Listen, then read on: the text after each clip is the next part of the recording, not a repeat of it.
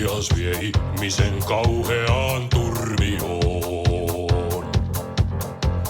Peltolihas vie ihmisen kauheaan turmioon. Etkö sitä jo kantapään kautta tiedä, että lihas ei laiskaa elämä siedä, vaan haluaa päästä liikunnalliseen turmioon. Jos kenenkään lihas on tänä aamuna väsynyt ja kapea, niin liikuntatuntimme jälkeen se on innoissa ja rapea. Ei kaikki kuntopiiriin vaan, missä sitä veltoillaan. Ei jäädä sammahoilemaan, kipsissä nuutumaan.